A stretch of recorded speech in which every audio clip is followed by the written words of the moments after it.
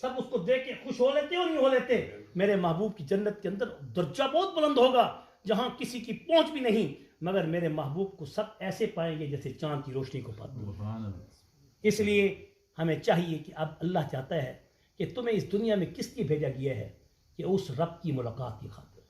سب سے پہلے قبر میں نبی برحق کی ملاقات ہوتی ہے, اور مرنے کے بعد عرش علیین پر اس امتی کی اللہ کے ساتھ ملاقات ہوتی ہے. من کان یرجو لقاء ربی, جو چاہتا ہے کہ اس سے اس کے رب کی ملاقات ہو جائے, اور وہ بندہ جو موت سے ڈرتا ہے اپنے رب کی ملاقات کا خواہش مند نہیں, وہ ایمان سے خالی ہے. خیال کرنا, اس لیے موت مومن کا تحفہ ہے, اللہ کی ملاقات کا ذریعہ ہے.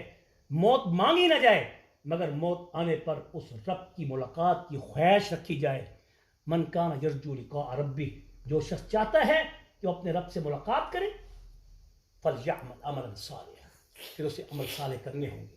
اسے 5 وقت کی نماز پڑھنی ہوگی, اسے نیکی کرنی ہوگی, اسے جھوٹ سے بچنا ہوگا, اسے فرار سے بچنا ہوگا, اسے ملاوٹ سے بچنا ہوگا, اسے تعصب اور حسد سے بچنا ہوگا, غیبت سے بچنا ہوگا, جھوٹ سے بچنا ہوگا, ماں باپ کی فرمانبرداری کرنی ہوگی, بیوی بچوں کے حقوق پورے کرنے ہوں گے, بیواؤں یتیموں کے سر پہ ہاتھ رکھنا ہوگا, پڑوسیوں کے حقوق پورے کرنے ہوں گے.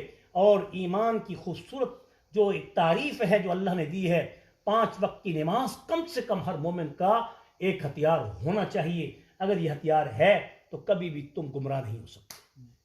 من کان یرجو لقاء ربی فلیعمل عملا صالحا, بس اگر کوئی چاہتا ہے کہ وہ اپنے رب سے خوش ملاقات کرے اور اس کا رب اسے فوراً جنت میں داخل کر دے, فلیعمل عملا صالحا, اسے چاہیے کہ اچھے اعمال کرے, اچھی سوچ رکھے, اچھی گفتگو کرے, اچھے اخلاق رکھے, کسی کا دل نہ دکھائے, کسی کو برا نہ کہے, کسی کے سامنے اس کو گالی گلوچ نہ دے, اپنے دل کے اندر بھی پاکی پیدا کرے اور لوگوں کی دلوں کی بھی اصلاح کرے.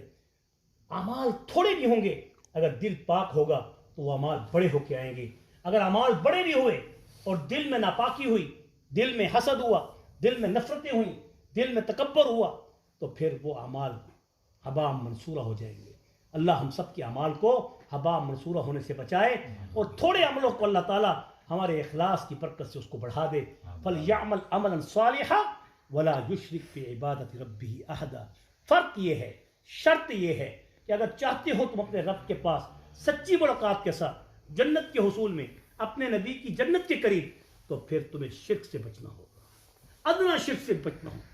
ادنا شرک یہ بھی ہے کہ انسان دودھ پیتا ہے, پیٹ میں درد پڑ جاتا ہے کبھی, تو یہ بھی نہ کہے کہ دودھ پینے سے مجھے پیٹ میں درد پڑ. یہ ادنا شرک ہے, اگر جس سے شرک مشرک نہیں ہو جاتا. اس لیے وہ شرک بھی اللہ نے کہا کہ چھوڑ دو. سب شفا اللہ کے ہاتھ میں ہے, سب ضرر اللہ کے ہاتھ میں ہے. کوئی جادوگر کسی کا کچھ نہیں بگاڑ سکتا جب تک اس جادوگر کے جادو میں تمہاری نیتوں سے پھر وہ اس چیز کو پیدا کر دیتا ہے. اس لیے انا عند ظن عبدی بھی, اپنے دلوں کے اندر اپنے رب کے ساتھ اچھا گمان رکھو. تم اچھا گمان رکھو گے, رب تمہارے ساتھ ویسے ہی کرے گا. تم برا گمان رکھو گے, اللہ تمہارے ساتھ ویسے ہو جائے گا. اللہ کہتا ہے میں بندے کے گمان کے ساتھ چلتا ہوں. چاہیے ہمیں کہ ہم اپنے دلوں کو پاک کر لیں, اور اپنے دلوں کو پاک کرنے کے بعد ہر شرک سے بھی اپنے آپ کو پاک کر لیں, اور اپنے رب کو پکار کر اپنے حبیب محمد مصطفیٰ صلی اللہ علیہ وسلم اور اس کی اتقیاء, اس کے اہل بیت, اس کے صحابہ, اس کے اولیاء, اس کے مقربین, اس کے صالحین, ان نیک لوگوں کے تقرب سے اور ان کی فالوئنگ کرتے ہوئے ان لوگوں کے پیچھے چلیں جن لوگوں کی زبانیں بھی اللہ کا ذکر کرتی ہوں اور جن کے چہروں کو دیکھ کر بھی اللہ کا ذکر یاد ہوتا ہو.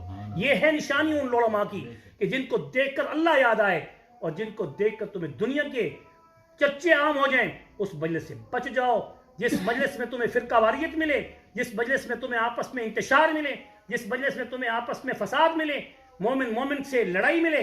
سمجھو کہ وہ مومن صالح نہیں, وہ ولی صالح نہیں, وہ پیر حق نہیں.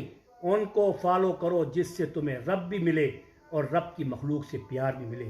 اللہ تعالیٰ سے دعا ہے کہ اللہ تعالیٰ ہم سب کو اپنے حبیب سید المرسلین خاتم النبیین محمد رسول اللہ صلی اللہ علیہ وسلم کی سیرت, صورت اور خلق ہر طرح کی پوری اسوہ حسنہ پر اطاعت کے ساتھ زندگی گزارنے کی توفیق